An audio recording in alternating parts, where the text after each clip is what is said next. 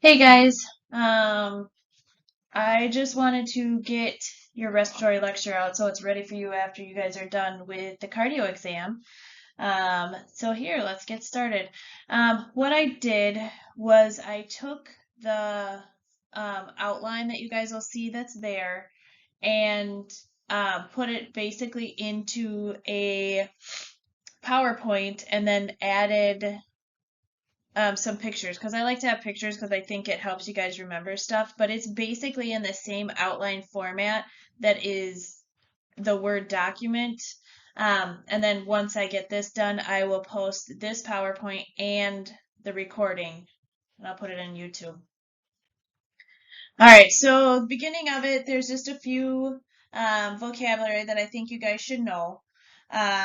Respiration, um, it's just basically how oxygen is brought in from the air, transferred into the blood, and carbon dioxide's eliminated from the body. Ventilation is the movement of the air between the outside and the lungs. Perfusion is flow of the blood through the lungs, and it also means that when it gets into the tissues, but for this part of chow, we're just going through the lungs. Diffusion, that's transfer of gases between the alveoli and the blood. Pleura is that membrane that encases the lungs. And then gas exchange, simplified, basically just means that air is moving between the outside world and the lungs. It keeps that pressure, that negative pressure, which keeps the lungs inflated. You guys all learned that in skills. So starting with kiddos, um, in kids, their tongue is much larger than an adult in proportion to like their mouth. Um, their airway is shorter and narrower. So if you look at a kid's airway, I think it's up to about the age of 5. Well, I guess you guys can see me. I didn't realize you could see me. But their airway is as big as their pinky. So that's why we always run the risk of them getting choking because their airway is so tiny. Generally, kiddos need higher oxygen needs. And their epiglottis, which is what blocks when they can choke. It's rounder and floppier. So you can see the picture here. It looks almost the same, but it's a lot floppier in a child. So going in, first thing is a deviated septum. What that is the top picture. So the inner part of the nose is not midline. Whether it's caused by trauma, whether it's they're born with it. What we need to do is maintain their airway, reduce edema. So if it was caused by trauma, say like my nephew had a deviated septum, he probably still does, but he got elbowed in the nose when he was wrestling. So a big thing is we need to make sure that we are treating the edema so that they still have an airway, prevent any complications, emotional support, those types of things. A rhinoplasty is either cosmetic nose job or they do it to improve air exchange. They might take tissue away, they might add tissue. Generally, it's an outpatient procedure. Again, we're going to be watching their airway, watch their respiratory status, pain management. We're going to watch the site, and packing is often present with rhinoplasties. All right, epistaxis is, oh, I spelled it wrong on the thing. Epistaxis, with these, it's just a nosebleed. When we talk about nosebleeds, I like to show this picture because you can see the difference from an anterior and a posterior. If it's an anterior nosebleed, it's not as serious as a posterior nosebleed. And so generally we just talk nursing treatment of the anterior nosebleed. Generally, we keep them quiet. We want them to pinch their nose right here, like on the top before their cartilage. Sometimes we might do gauze pads. We got to keep pressure. We might do rhino rockets. And if it continues to bleed, they may have to have it cauterized. We just had a guy in clinical. He came in for a nosebleed. Ended up going home. Came back again. They were doing rhino rockets, which is usually effective. And then he came back a third time, and so they kept him until he could get to Gunderson and La Crosse and actually have it cauterized. Again, we're always watching respiratory status. We don't want them blowing their nose. We don't want them doing any strenuous activity, no lifting, no straining, no aspirin, no NSAIDs.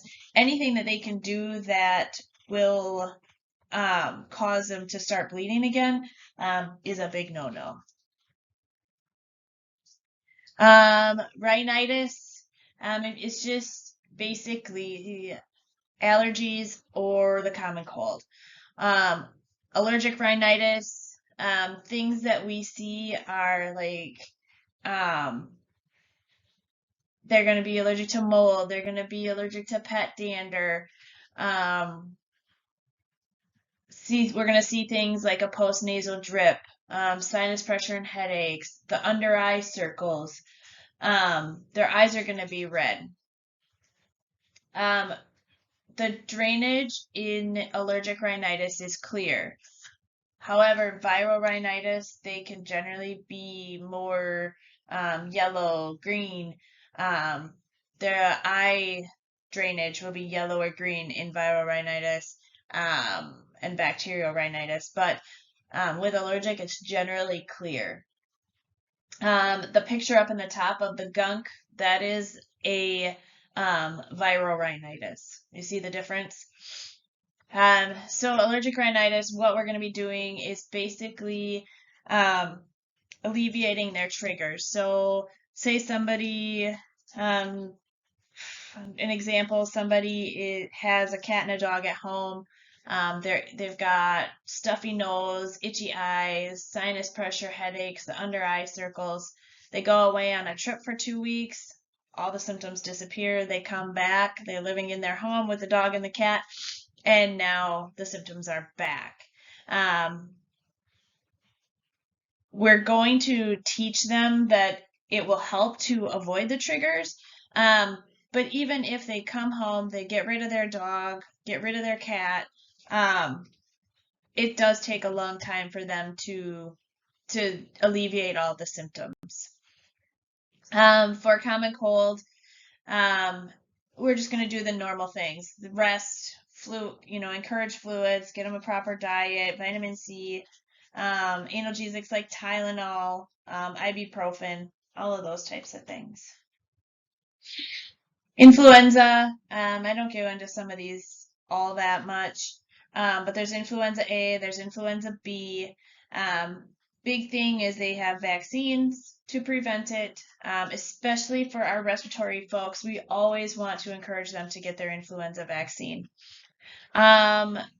Medications, we used to do a thing where if somebody was diagnosed with influenza, like when I was working in the nursing home, say we had an outbreak of 3 people.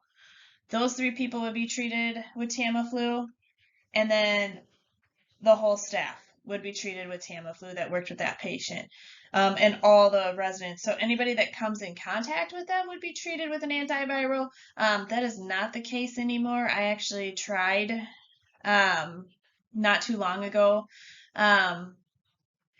when one of the kids got influenza. So I said, okay, well, can we treat the rest of the family? And they didn't want to do it. So sinusitis is just inflammation or hypertrophy. These folks are going to have pain and the bacterial gunk growing in their sinuses. So you can see this picture. The one side is normal. The other side's got the sinus lining that's all inflamed. That extra mucus just sitting in those cavities. Treatment is based on what the cause of it is. So we're going to be on a decongestant to get rid of the to get rid of the gunk, the mucus, corticosteroids nasally to decrease that inflammation. Antihistamines, we want to be careful because if you're on antihistamines too long, we could actually have rebound vasodilation. They might get some nasal spray to clean it out. Pharyngitis. When you guys hear acute pharyngitis, I want you to think strep throat because that's basically what it is.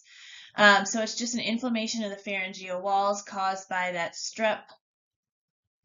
They may just have a sore throat, but it may progress all the way to a swallowing difficulty. As you can see here, it's got the white patches, the big inflamed swollen throat. Basically, we want to make sure that we're not spreading this to other people. We're going to do symptom relief in trying to prevent the secondary complications. If you guys remember, anytime anybody has a strep infection, if that goes untreated, then we worry about rheumatic fever and glomerulonephritis because that strep will attack other parts of the body. I'm going to pause. All right. So when somebody has a strep throat, we always monitor heart sounds because if they end up getting rheumatic fever, we'll hear a murmur. So anytime somebody has a strep throat, we watch for any complications because that rheumatic fever and glomerulonephritis is very serious. This is a peritonsillar abscess, tonsillitis, complication caused by the acute pharyngitis. It's almost the same thing. If you see the pictures, it looks similar. It's just when that bacterial infection that caused the pharyngitis can actually invade the tonsils. So they can be on IV antibiotics. They might have to get an incision an IND done, incision and drainage. It's basically just pus behind those tonsils. Severe sore throat that usually radiates to the ear or the teeth. They're going to run a fever. Swallowing is going to be difficult. The picture here is a bilateral peritonsillar abscess, but if it's just on one side, the lymph nodes are going to be swollen on the one side. If it's bilateral like this, both sides will be swollen. I think that's pretty much it with peritonsillar abscess. Epiglottitis. Consider this a medical emergency. An adult will will present a lot different than a child. Remember I said their airway is a lot smaller, so when a child has epiglottitis, it's a lot more serious than an adult does. I mean, it's still serious when an adult has it, but a child is much more serious. So an adult will show, maybe a sore throat, maybe some pain with swallowing, but a child is going to be sick. It happens like that. The fevers are high. They're going to have that sore throat, difficulty swallowing. They're going to be drooling. They're going to be inspiratory stridor because whenever we hear stridor, we think obstruction. Airway is always a priority. We're going to be watching their respiratory rate. We're going to be watching their effort. We're going to be looking for that stridor. We're going to be watching their O2 saturation. If they do require some O2, we're going to put a humidified oxygen on because we don't want that to dry out. And especially with a kiddo, we're going to just use a face mask. These kiddos might need to be intubated if we cannot keep their airway open. They're going to be NPO. They're going to have antibiotics. Keep them in a position of comfort, but don't let them lay down. No tongue depressor, because anytime we go in there and if we touch that with a tongue depressor, it's going to cause spasms and more swelling. So nothing in their mouth to look at it. Rectal Tylenol, again, we don't want to put anything in their mouth. We don't want to add to that obstruction. So if we would give them Tylenol pills, that's something they have to swallow. So it's rectal Tylenol with these kiddos.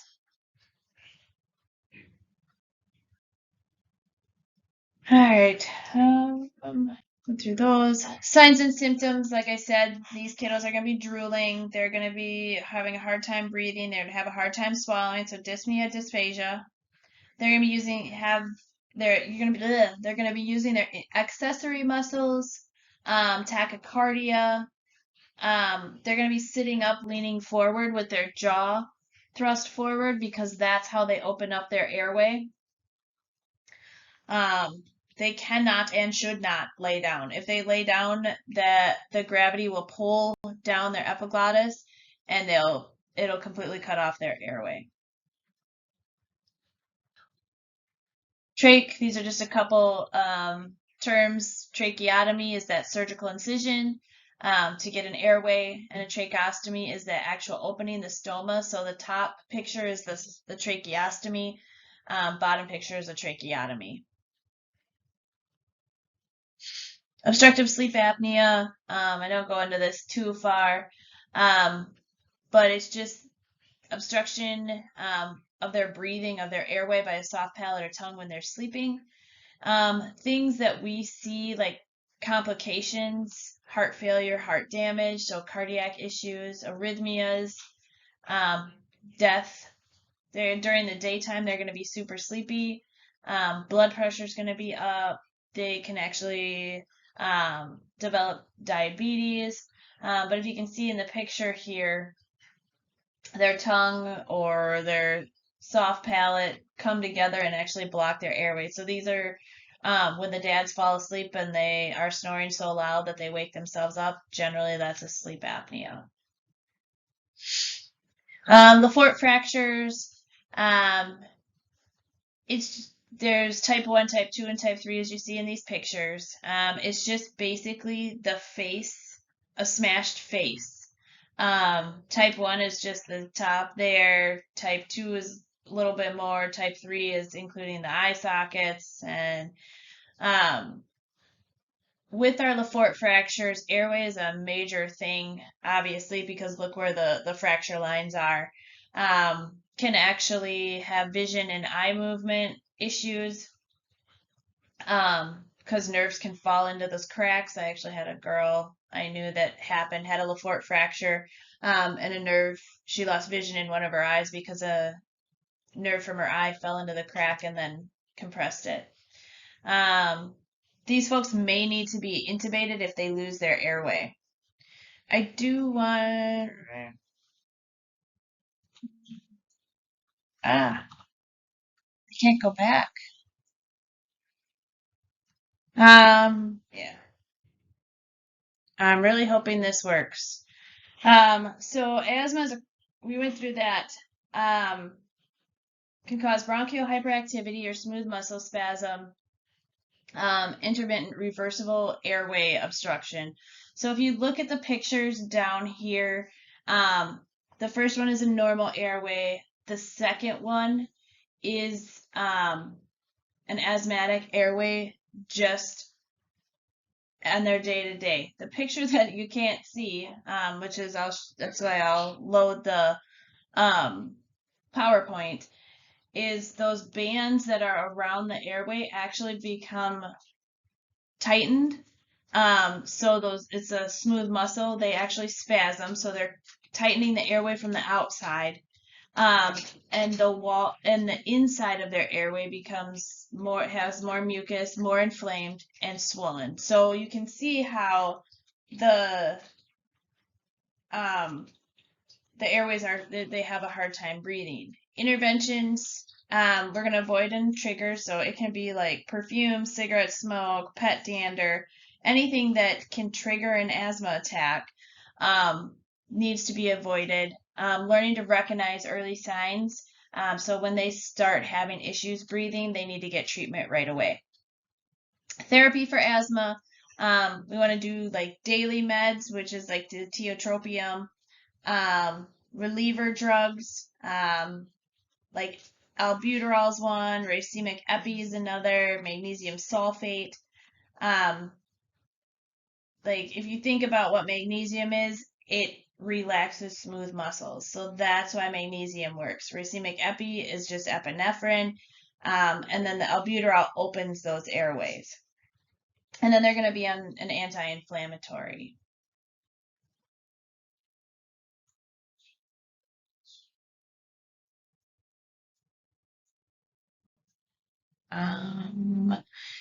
Yeah, I'm really hoping this works. I'm trying to edit and re-record on these slides. So status asthmaticus is asthma that is not responding to the general treatments. It's severe, life-threatening.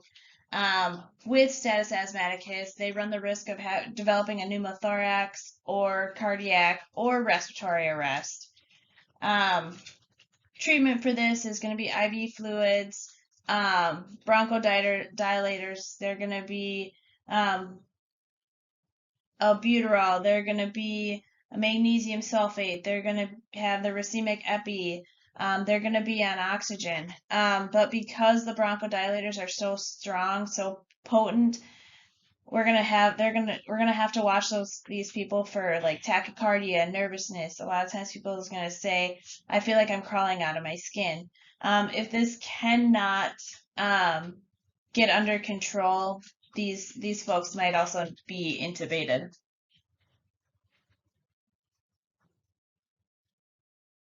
Okay, so hopefully this will work from here on out. So COPD is a combination of emphysema and chronic bronchitis. You can look and see the pictures here. Emphysema has to do with the alveoli. There's less surface area for them to exchange oxygen. And then bronchitis is just the inflamed airways with extra mucus. The smooth muscles tighten, like those bands that I was talking about. Symptoms we're going to see are anxiety, weight loss, because they are working so hard to breathe. They're using all their calories. Decrease the level of consciousness at times, especially during an exacerbation, because they're going to have those increased CO2 levels. They're going to be hypoxemic. I know Gunderson's protocol is to keep them at 88. They can also go into respiratory failure with COPD or cardiac failure. Nursing care, we're going to maintain their airway. This is one of the airway or the disease processes that we really promote vaccines. They're going to generally be on oxygen. A lot of time it's just during exacerbations, but when they get towards end stage CO2, it's going to be all the time. These are the folks we don't want any higher than 2 liters because they will retain that CO2. Cystic fibrosis is a genetic disease. Both parents need to have it. Basically, overall, it's not able to transport chloride into the cell membranes. These folks, generally, people did not live past their teens, but now the life expectancy is a little bit longer. Treatment that we're nursing care treatment, they're going to be on high calorie, high protein, high carbohydrate diet. We need to teach the kiddo and their family about cystic fibrosis and the treatment. They're going to be on bronchodilators, pancreatic enzyme replacement therapy. It's called PERT, P-E-R-T, which is given with food. It helps them absorb because there's so much mucus in all of their body systems that they're not able to absorb the nutrients they need. They're going to generally be on hypertonic saline, like in their nebulizer. They may get chest physiotherapy, so it's kind of like the shaker vest. I don't know how else to explain it, but it kind of shakes them and gets rid of some of the mucus. That PERT, kids that don't take PERT when they have cystic fibrosis, they don't absorb the nutrients. So they're not growing, they're not gaining weight. Generally, they're failure to thrive. Lung cancer is where the tumor grows in the lungs. Symptoms that we might see: hoarseness, cough, increased sputum, blood tinged sputum, rust colored sputum, hemoptysis. They're going to be short of breath. They may not be able to walk as far as they normally would. Chest pain, an infection that doesn't clear up with usual measures. Generally, lung cancer, I think it's a 74% chance that it will metastasize to bones and to brain. It generally hits the bones first and then goes to the brain. Interventions, obviously, chemotherapy, immunotherapy, radiation therapy, pneumonotomy, lobectomy.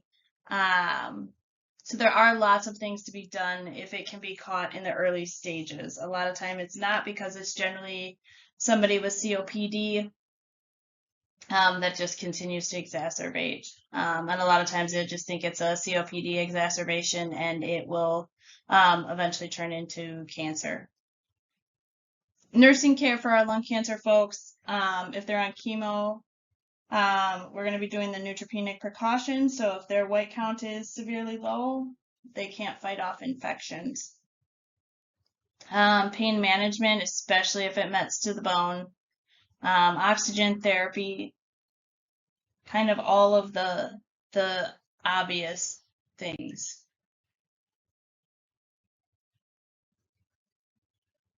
All right, so going on to pulmonary embolism.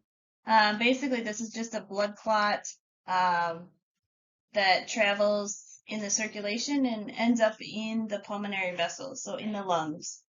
Diagnostics for PE will be a D-dimer. If that's elevated, then they'll do a chest x-ray, chest CT, to determine if there is a blood clot present. Risk factors: anytime somebody's had surgery, they're less mobile, they've had an injury to the chest. Polycythemia vera, we went over that the first week of class. Generally for nursing care, we're going to manage their hypoxemia, so they're going to be on oxygen. It's going to be one of the first things that we do for them. We're going to watch their blood pressure because they're known to go hypotensive. Watch bleeding, especially because they're going to be on anticoagulants. Anxiety, these folks are super anxious. We want to elevate their head of the bed or keep them in a sitting position. We want them semi-fowlers. Anytime we have somebody with issues breathing, we're going to put them up because it will help them breathe. Treatments are going to be anticoagulants, warfarin, and Lovenox. They do a bridging, so they'll start on Lovenox in the hospital and start warfarin, but they don't discontinue the Lovenox until their INR is 2.0 or higher.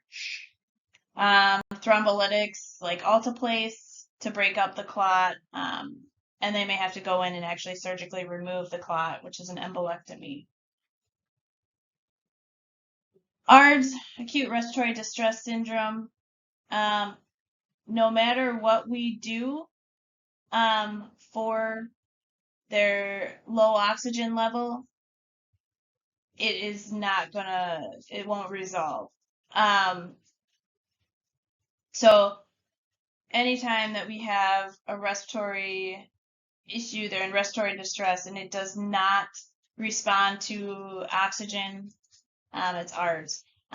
Pulmonary compliance is decreased. They're going to be short of breath. Bilateral pulmonary edema. You're going to see those infiltrates on the x-ray. I guess non-cardiac bilateral pulmonary edema is on there twice. Apparently it's important. Signs and symptoms, they're going to be noisy. You're going to hear wheezes. You're going to hear all sorts of things when they're trying to breathe. They're going to be cyanotic. They might be pale. You're going to see retractions. Shorter breath. It's going to get worse when they lay down. Their ABGs are going to show hypoxia and hypercarbia. Restless, irritable, agitated, because they can't breathe. Anytime somebody can't breathe, they're going to be restless, anxious, agitated. It's just the way of the world. Diagnostic testing, chest x-ray, EKG, sputum cultures to find the cause. They have to find the cause. A lot of the times, ARDS happens with sepsis because it attacks all of the systems in the body.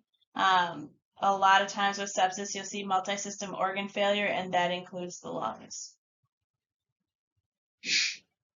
ET tube, I just put a picture on here of an ET tube. Nursing care for it, we can verify placement. So we're going to be watching the end-tidal CO2 levels. It looks kind of like a nasal cannula, but it's got another little pillow type on it. So it watches the end-tidals. Chest x-ray to make sure it's in the right place. We're going to listen to lung sounds, both sides, bilaterally. And we're going to be watching their oxygen saturation levels. So basically we're watching their airway and we're watching for any complications. Obviously we do not place an ET tube, but we will monitor that it's in the right place and monitor for any complications. Mechanical ventilation. I don't want you guys to get too caught up on the different modes. There's CPAP, there's BiPAP, are the most common ones. If you have a patient on a vent in a larger hospital, you will always have, or in most hospitals, you will always have respiratory there to watch. But if for some reason the respiratory therapy will talk you through what everything means.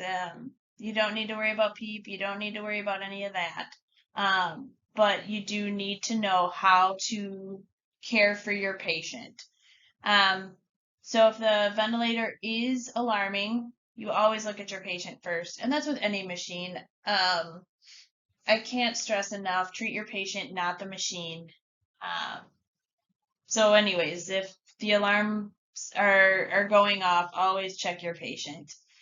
We're going to be doing oral care with chlorhexidine to try and keep any chance of getting pneumonia, because vent-associated pneumonia is a big thing.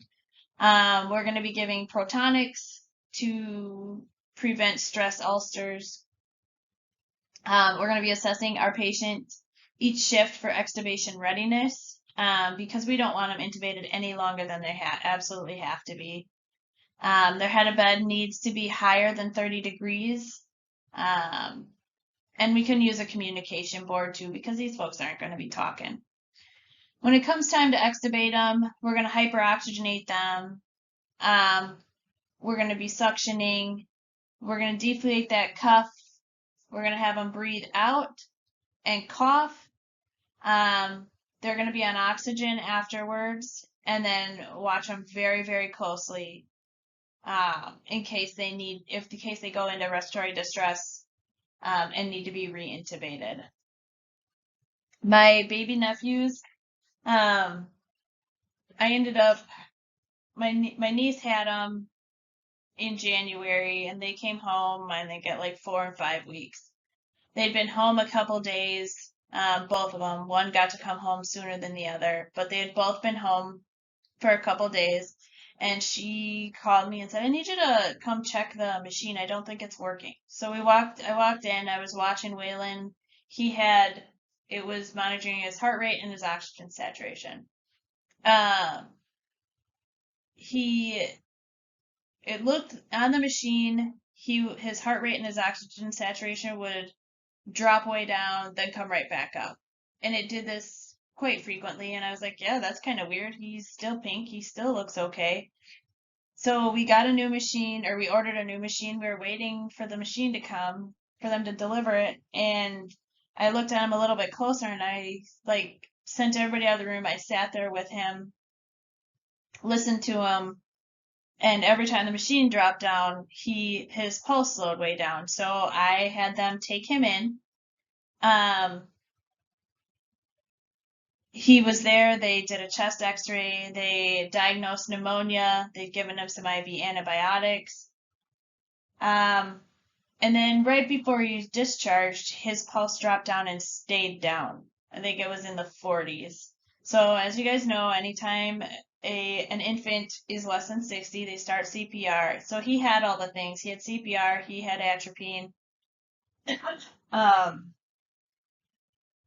and he was intubated. He had the oh my gosh, my brain is fried.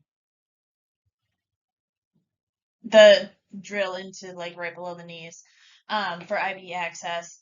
Um, they flew him to Madison, found out that he had Hib. He was literally like 3 days from getting his Hib vaccine. Um, that was on a Sunday. On Tuesday, we ended up flying his brother out for the same exact thing because they were twins and they shared everything. Um, come to Thursday, and they decided they wanted to extubate the first twin. Um, so remember, Hib can cause the epiglottitis, and that's what was going on. And when they extubated him, thank God they were watching him closely, but he hadn't gotten enough steroids in to get the swelling down. So his airways was not ready for him to be breathing on his own because it was still too swollen. So they extubated him and ended up having to re-intubate him. But it took them an hour and 45 minutes to re-intubate. So it's very important to assess their readiness, but it's also very important not to extubate them too soon. Pneumonia, you guys will see and have seen pneumonia quite often. It usually runs in streaks in the hospital. It's just basically an infection that inflames the air sacs. Generally, you can hear exactly where it is when you auscultate to them. Nursing care for us, watching their airway, getting them to cough and deep breathe to clear the secretions. We want, like I said, have that head of the bed elevated. Some folks are going to need oxygen, and watching for sepsis because elderly people, if they get pneumonia, they generally go septic if it's not treated soon enough. There's different types of pneumonia. There's bacterial pneumonia, viral pneumonia, COVID-19 pneumonia, nosocomial pneumonia, which they get in the hospital, community-acquired pneumonia that they get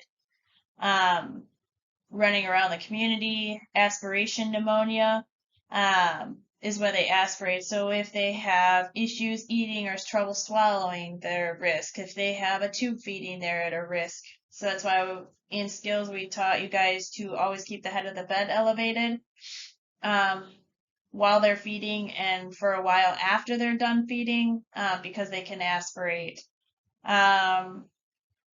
Seizures when they have an emesis.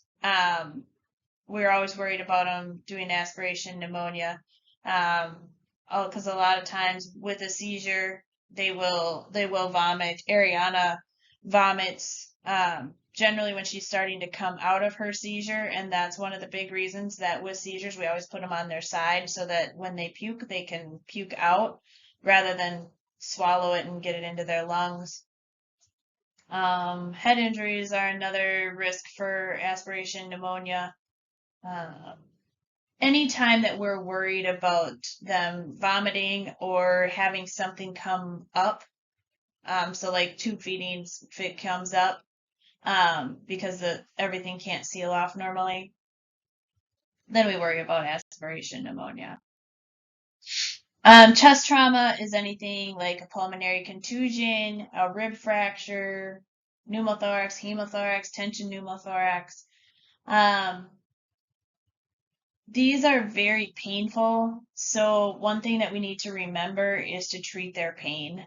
Um, Rib fractures, you're gonna see they're gonna be painful and they're not gonna want to breathe um, appropriately. You guys know about pneumothoraxes. We taught you that in skills this term. So it's just air in that pleural space um, that causes the lung to basically collapse. Symptoms: dyspnea, short of breath, um, chest pain when they're breathing. One side of the chest is going to be moving while they're breathing, and the other side is not because it's not going to be. They're not going to be moving any air, so the chest wall is not going to move. Tracheal deviation in tension pneumothorax, which you guys know is a medical emergency because Grey's Anatomy teaches you guys that. I swear everybody's got a tension pneumo in Grey's. They're not going to have lung sounds on that affected side. You're going to feel subcutaneous emphysema, which is like the Rice Krispies under their skin.